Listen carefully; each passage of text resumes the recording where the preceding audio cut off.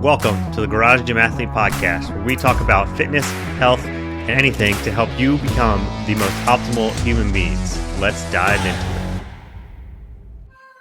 All right, ladies and gentlemen, welcome to the Garage Gym Athlete Podcast. Jerred Moon here with Ashley Hicks. What's up? Hey, Ashley? Just me and you. We do Yeah. this from time to time. So everyone else is out right now. I blame summer. Ashley's about to be out, which I don't want to steal your thunder, but like, what's going on? What do you have coming up? You might be gone for a while, maybe not. Just probably a few weeks. I don't know. We'll see. We'll have Wi-Fi when we get there. This is the beauty about buying your house prior to months in advance. Yeah. It's like everything's set up. And so this military move is going to be so different for us because it'll be door to door. So That's no awesome. like scheduling anything to come out kind of thing. So working kitchen, fridge, AC, like all the things. So we'll just be sleeping on air mattresses for a little bit while we're waiting on the driver to get there. But yeah, San Antonio moves coming up and in like a week from today, which is nuts to think about. And then basically by the time this hits, I'll probably be in San Antonio, which is crazy to think about. I can't believe how fast it's going. Scott had his last flight in the F-35 last week. So it was a bunch of fun. We had a lot of people show up, which was great. And there's a tradition where the wife sprays the pilot down with champagne. Right. And then everybody else sprays them down with like these, they look like firefighter hose thingies. I don't even know what to call them. Anyways, so the kids got to do that, and it was just hilarious just to see the huge grin on their face. And even before Scott got down on the ladder, Connor just was like, "Daddy, I'm ready to spray you." No surprise.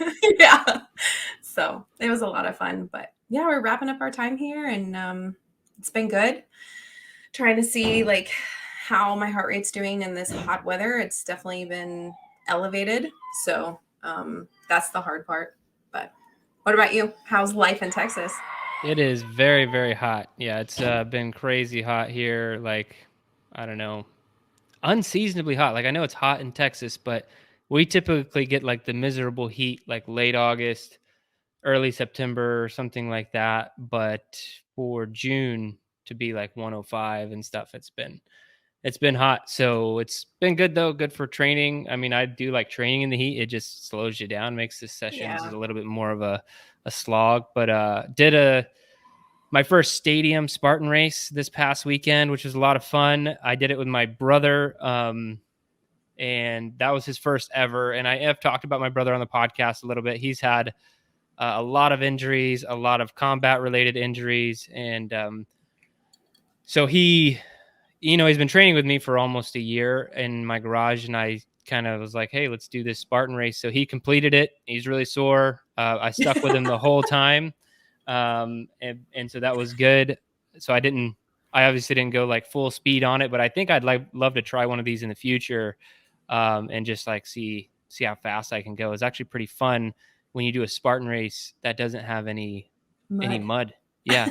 And it's funny because like I get the whole mud thing, like I get it, I really do, but it's just, it makes everything worse, like less fun. Like you can't really, like if you can't do some of the obstacles at a Spartan race, it might not have to do with your actual strength or technical ability. It might just have to be with you're the 9,000th person on the rings that are wet and muddy, so you can't actually hold on to them. So I really like the stadium version for that reason, like, because I could just focus on, or in the future, if I do, I could just focus on going fast and have fun. And then my kids also did a race that day as well. They did a mile Spartan race, and it was really cool to get the whole family involved. But other than that, that's it. So it's funny. You guys are separating from the military, and you're going from Florida to Texas. Mm-hmm. It's exactly what we did. I separated in Florida. I went from Florida to Texas, and we did door to door as well, but we bought our house on the internet. And because like we went to go look one time and we couldn't find anything. And then I couldn't really take any more time off because I wanted to like keep, what do they call it? Terminal leave? As much terminal leave as I could so I could keep getting paid a little bit after we got out. And so we didn't find the house we wanted. We went house hunting. And so then we ended up buying a house on the internet, just like we did like a FaceTime walkthrough. This was before COVID. We were way ahead of the times. That's what we did in England. You had to. Yeah, our realtor just did like the video walkthrough. We're like, nah, good enough. I would never do that again. Just so we're clear on it, though. Like, I think it's fine, but there are a lot of things I'd like to know about a house now that go beyond what the inspector says or what the realtor says. So that's the house that had the upward slope of a driveway. Yeah, the one you did Murph at. Okay. Yeah, it was a good house. I really like that property. But I'm interested in the stadium version of a Spartan. I feel like that's a huge game changer. Just what you said. Well, and it was a 5K. Like I normally come out of those and I'm like miserable, never doing it again. But it takes like a year. But I would do another one of those like next weekend. It was a good time. That's awesome. So, are you giving your brother a day off? Well, I've like tried to ask him. I was like, you can take a couple days off, bro. Like I'll catch you later. He's like, no, I'll be there. I'm like, wow. I'm just gonna tell him to walk and get in the cold plunge. Like, you're not doing what I'm doing. You walk, get in the cold plunge. Like you don't need to show me how tough you are. All right, cool. Well, we will get into the study. And so let's get into it. It is called Lean Mass Sparing in Resistance Trained Athletes During Caloric Restriction, the Role of Resistance Training Volume. And so, again, this is a like review of studies, so a systematic review. So a lot more people involved, and typically the findings are a little bit more concrete than a smaller study. And I'm just going to kind of introduce it. Then Ashley and I are going to kind of, we might break into some things in the study, but really just give our opinion, because I think our opinions might matter more than the science here, because I don't know, it's our podcast. No, I think there's a lot of nuance to these scientific studies, and that's kind of why we like to give the coaches take on these things. But overall, they found the actual finding conclusion was like, we don't know if this is super conclusive, like, which is kind of an annoying conclusion, but like it's the truth of the result. But some of the numbers that they did pull, it concluded that actively reducing training volume and energy restriction leads to so if it was all down, like if you trained less, ate less calories, you typically would lose more muscle mass. Which makes sense. But if you had more training volume but reduced your calories, you would spare or keep more muscle mass. And this is a concern for people when you're losing weight, because when you're losing weight, it's nearly impossible to be like, I am only going to lose fat. And so you will lose some muscle if you're in the camp of losing weight. It's just something that you have to try and mitigate to the best of your ability. And that's kind of why we're bringing this up. It's because the research is saying that you could go higher volume, reduce the calories, and you might not lose as much muscle mass, but that might come with some issues in and of itself.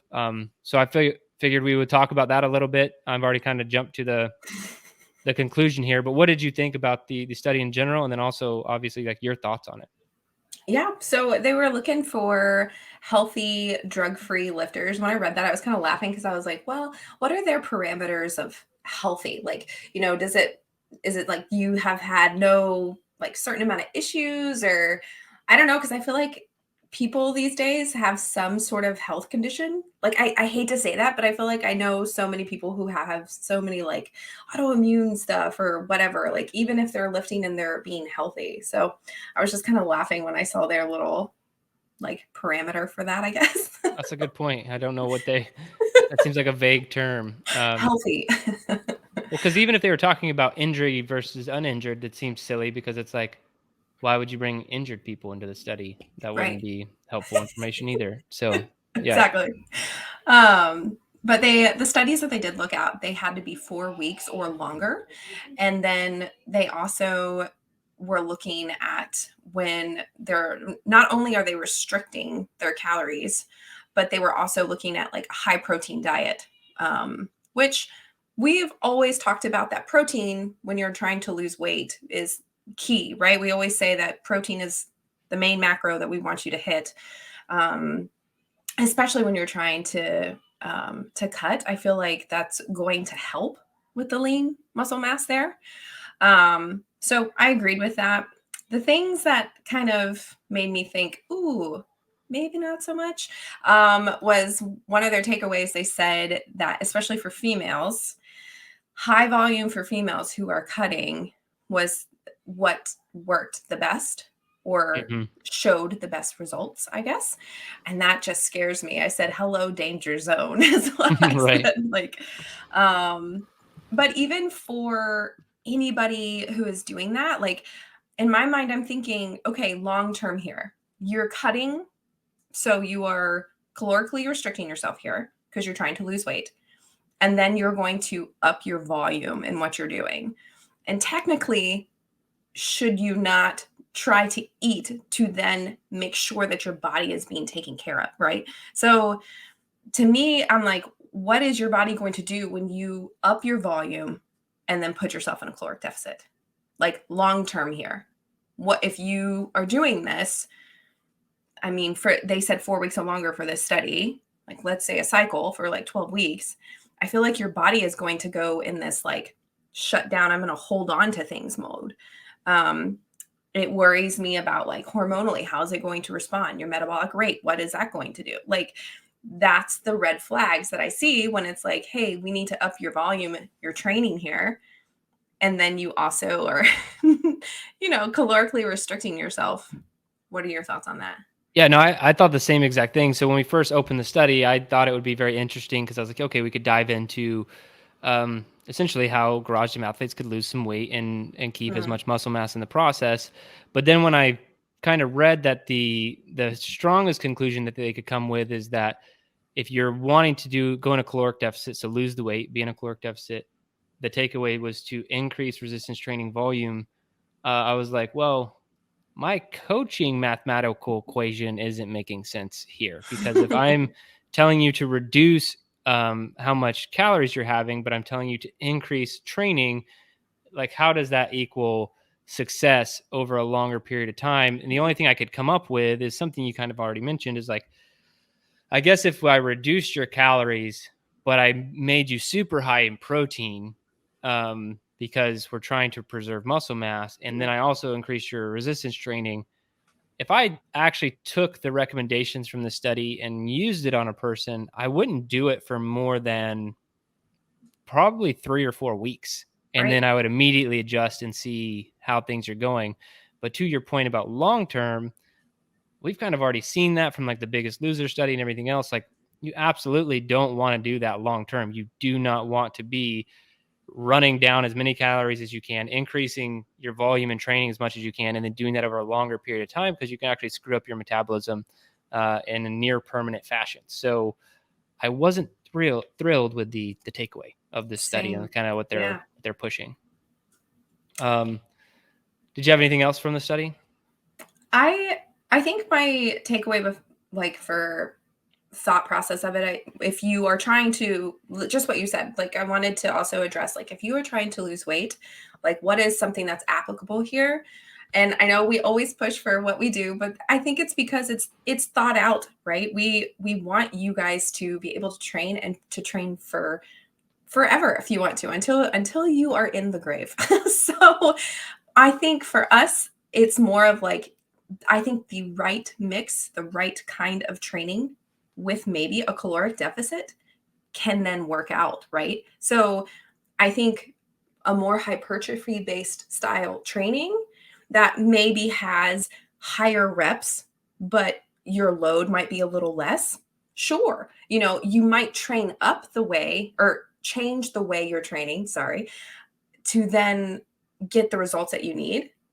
But I wouldn't say add all this volume and do all this in order for you to hit these goals. Like, I feel like that's dangerous. And that's where I didn't like that part, I guess. Yeah. And I don't know if they broke down the volume a little bit better in the study. That's something we couldn't see without pulling every single study that they reviewed. But volume is just sets times reps times weight, and that equals the volume. And so, but if we're saying do 10 sets of 3 at 90%, as that's the program, that's very hard. But if we equated to doing the same amount of volume, but we were doing whatever 20 to 30 sets at 40 or 50%, like you're going to get the same volume there, but would it be the same stress on the body? That's the only other thing I could maybe we could manipulate, like protein and how we're getting to that volume without taxing too much of like your central nervous system. But again, this is just me trying to kind of stick up for the science, because I ultimately don't think it's a good idea. And I do think for anybody listening, if you're looking to lose weight and preserve muscle mass, you do need to increase your protein quite a bit. Most cutting recommendations are going to be a little bit higher than you're uncomfortable with on the protein side of things. And that's just because it has a thermogenic effect, meaning it takes a lot of calories to burn in and of itself. Just it being protein, it will protect the muscle sparing effect. So anyway, increase the protein. And then if you want to increase the volume during this time period, again, not more than 3 to 4 weeks. And I would even do like a 3 to 4 week cut, if you will, because you're not an expert. You're not a bodybuilder who can go into these 12 and 24 week cuts.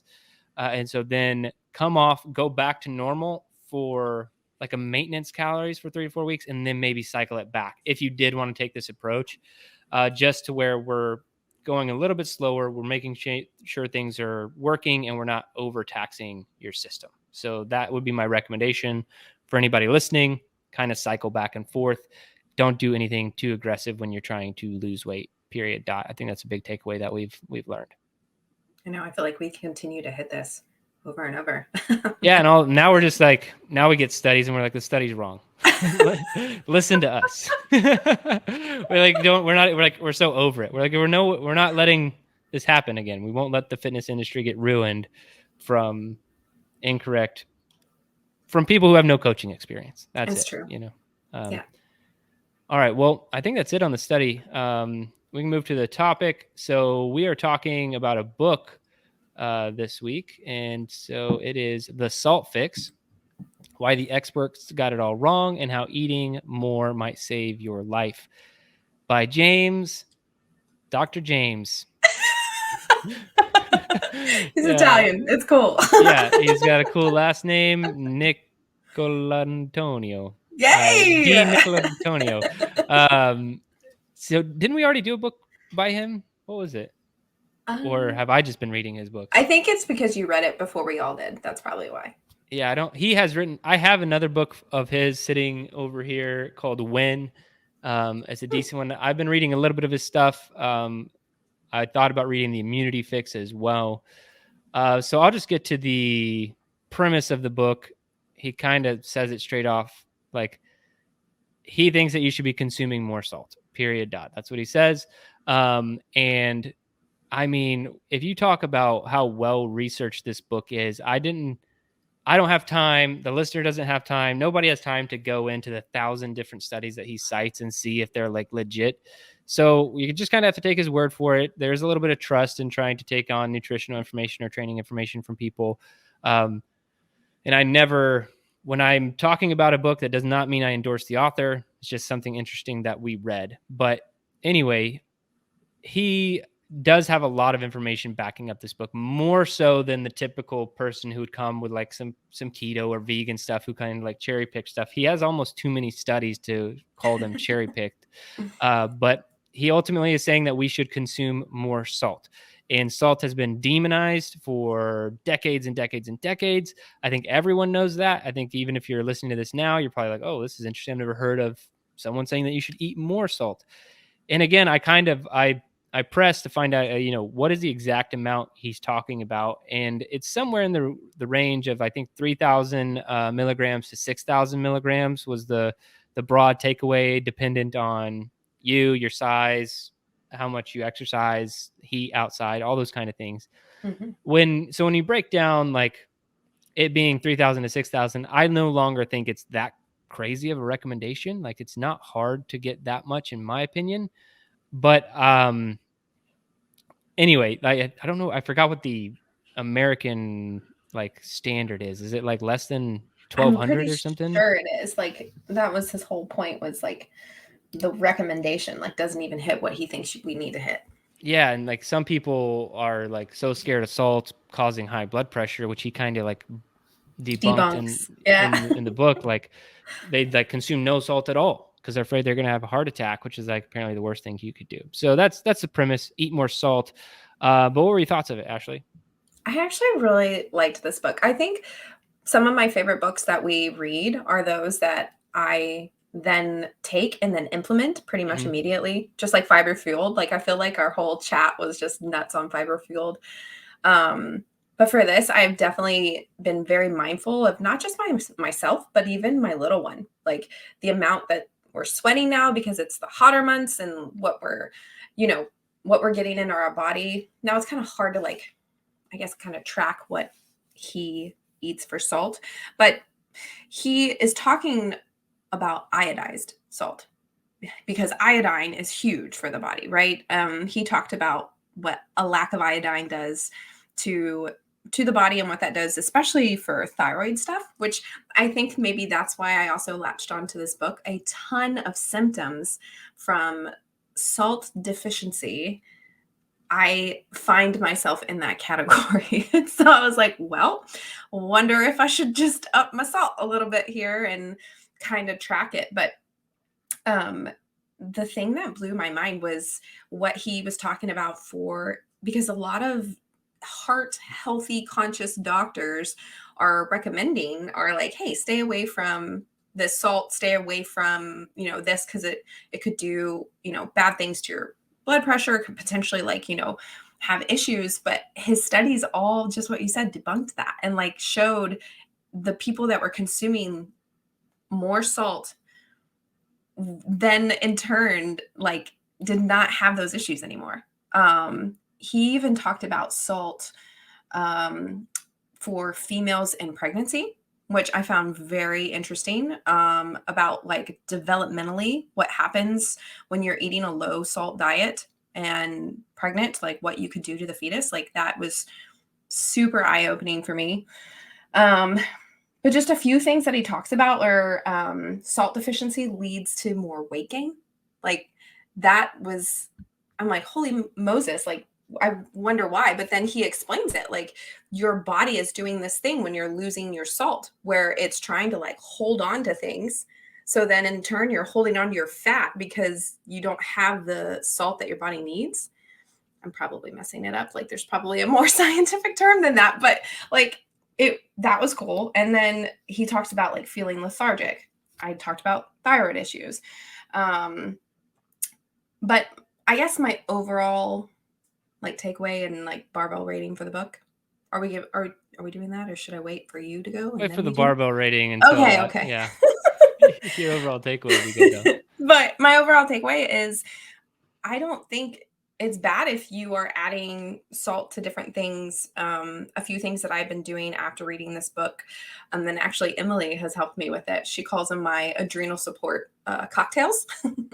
And so I've been doing some coconut water with some lime juice and like 1/8 of a teaspoon of pink Himalayan sea salt with a little honey. And that's like my 5 o'clock cocktail.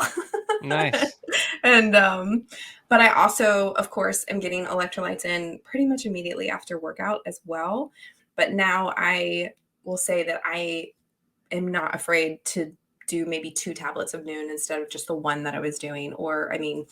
And then that's what he said too. He said sometimes when you are feeling thirsty, you're actually like your body is telling you need more salt. I'm not saying throw in salt at every time that you're drinking, your water or whatnot. Yeah. What were your takeaways? What were your thoughts on the book?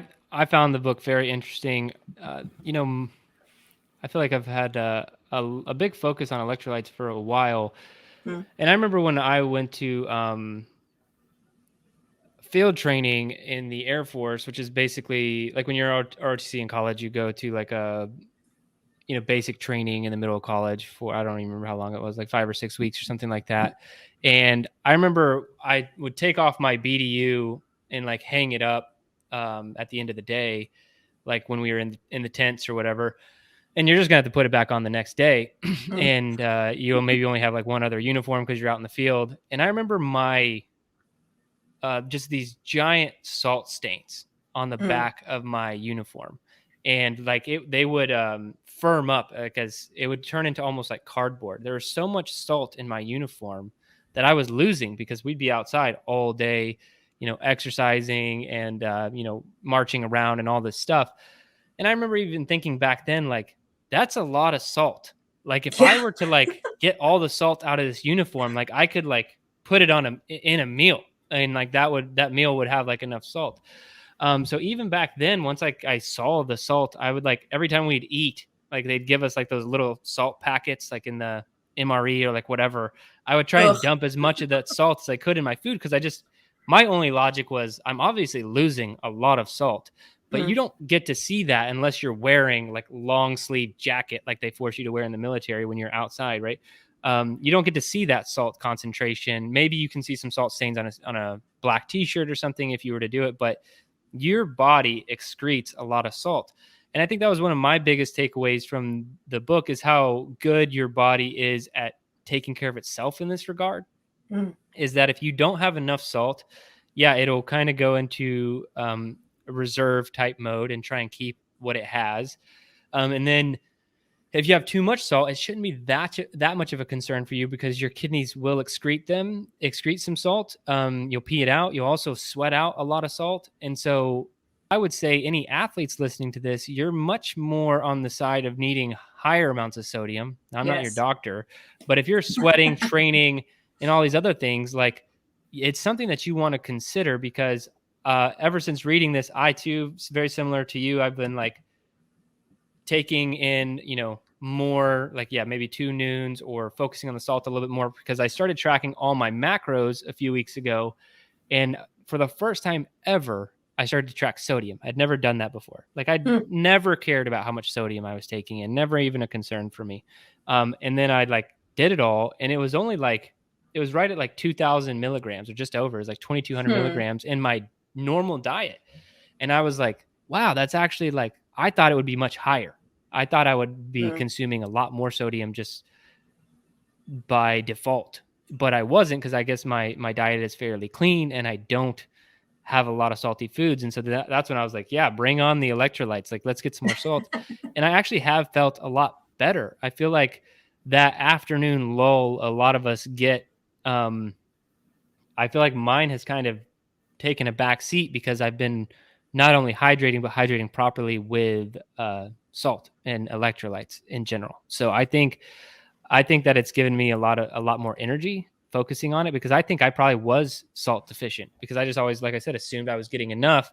But if I'm at 2000 and I'm also a person who probably needs a lot more salt because of how hot it is in Texas, how much I sweat, working out, all those kind of things, I probably need to be on the higher end of his recommendations. So we're talking maybe 4, 5, 600 or 6,000 milligrams.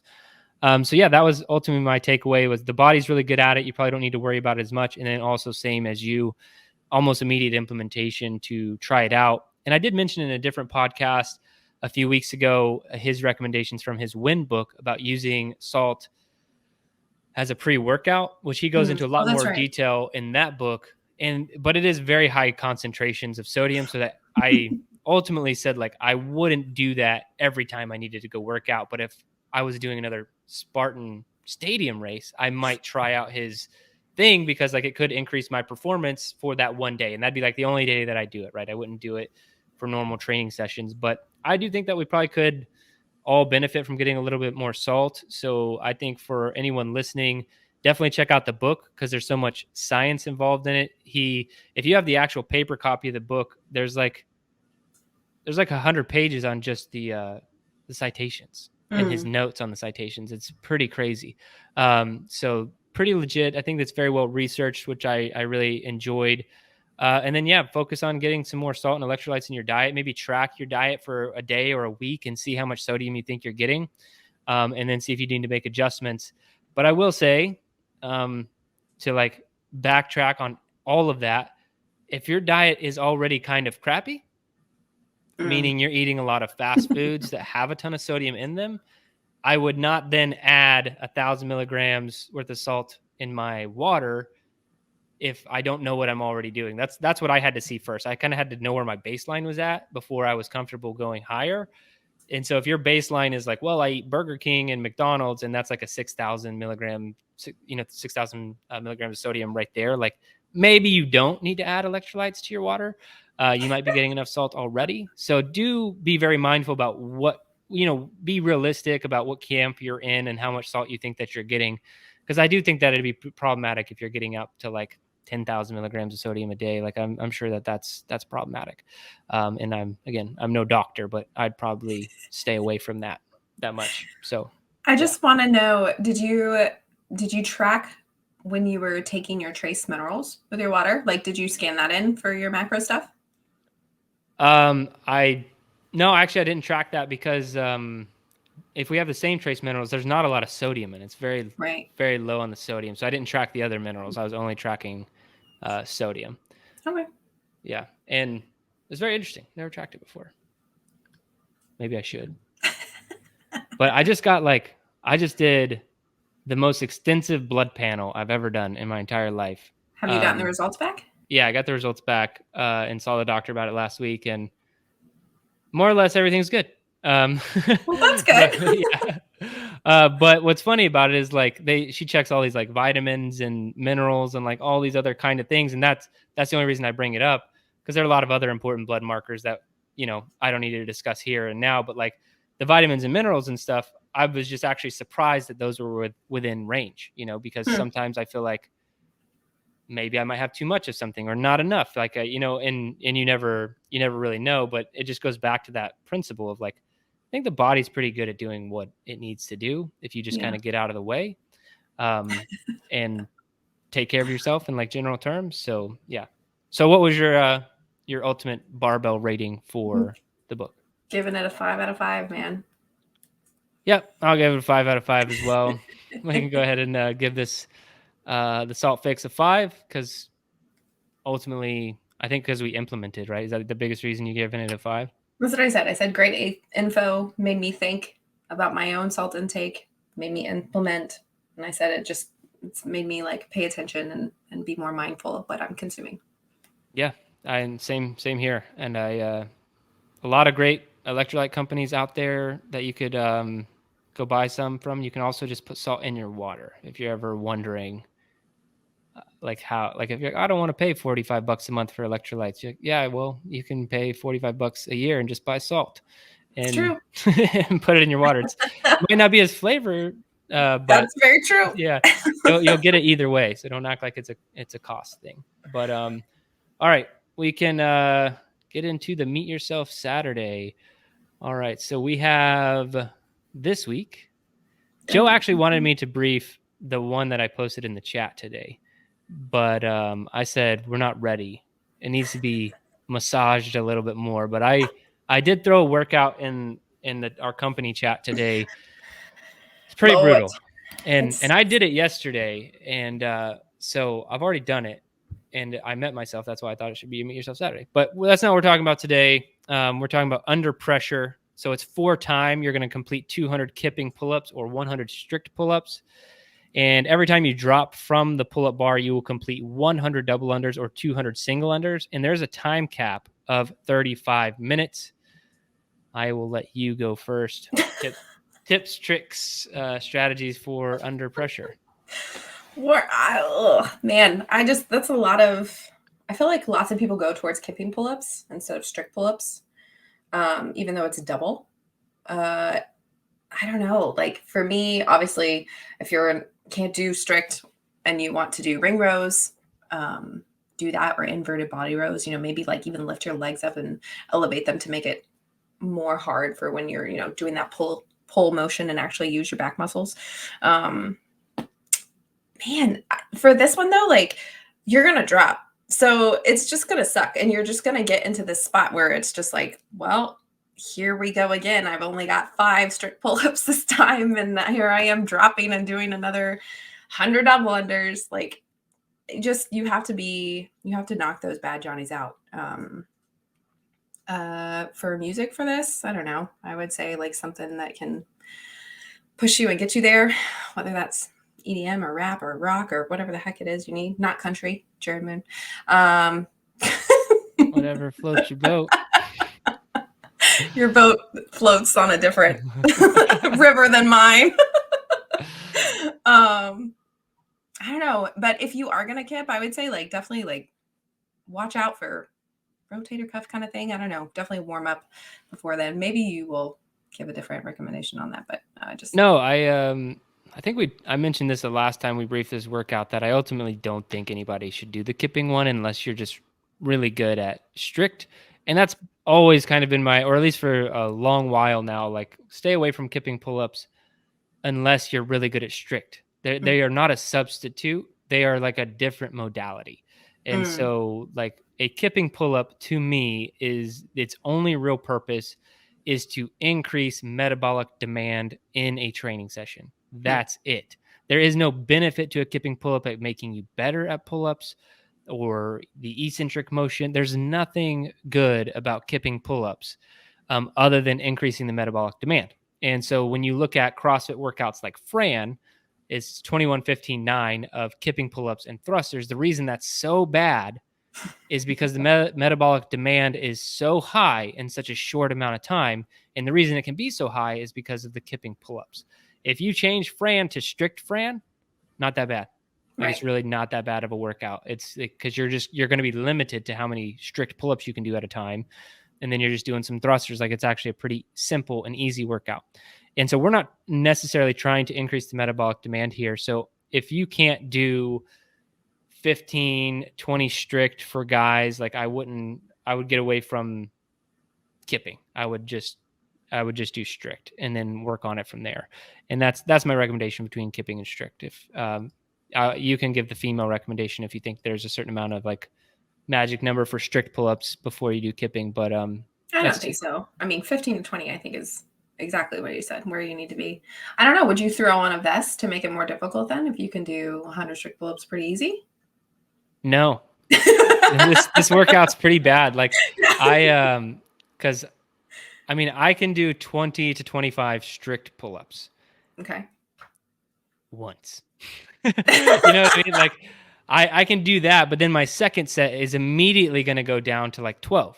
And then my third set will be somewhere in the, like 8 to 10 range, probably for a while till eventually I'm hitting 5s. Mm-hmm. And so it's going to be bad even at strict because every time my feet hit the floor, I'm walking over to do double under. So this workout sucks. You don't need to make it any harder than it is, especially with a time cap.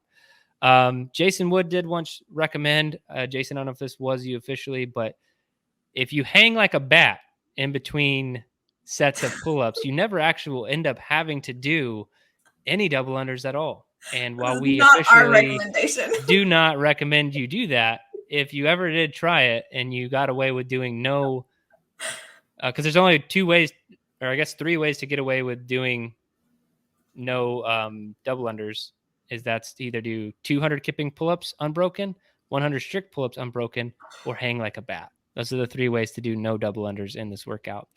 But I think hanging like a bat would hurt. I think that'd end up being really painful and impossible. So would you, besides the bat thing and the whole rush of blood to the head, would you recommend like doing what you said? Like, would you go 25, like straight out the gate, or would you actually like hit like 10 to 15, then drop? No, I would probably just like, because I've done this a few times and I've done it both ways. So I've done just do as many as I can the kipping way and then do as many as I can strict. If I was okay with just like, you know what, I'm doing 1,000 double unders today, probably just do sets of 10 and knock it out. I'd knock out the whole workout, I think, faster if I just did it that way. It's a little bit less meet yourself that way, though, because I think where the meet yourself comes in for me is when I think I'm ready to get back to the bar and I do 2. And I'm like, I just did 100 double unders. I did 2 reps and now I'm doing 100 double unders again. That's where the meet yourself factor comes into it. So, okay, I would agree. All right. Well, we can get out of here. I think that's everything. So we are at the start of a new cycle, relatively so. So if you are looking to get started with us, go to garagegymathlete.com. You can sign up for a 14-day free trial. And then for all of our athletes out there who've been with us cycle after cycle, or even if you're just starting, we do appreciate you being a part of the podcast, being a part of the community, doing the workouts. Really awesome to have you guys, showing us what you're doing in the Facebook group and just being a part of the community for as long as you have. But that's all we have for this week. Remember, if you don't kill comfort, comfort will kill you. Gym Athlete Podcast. If you want to learn more, go to garagegymathlete.com. You can learn about our training. Let us send you a copy of our book, The Garage Gym Athlete, or you can even get featured on the Garage Gym Athlete Podcast. Thanks for listening.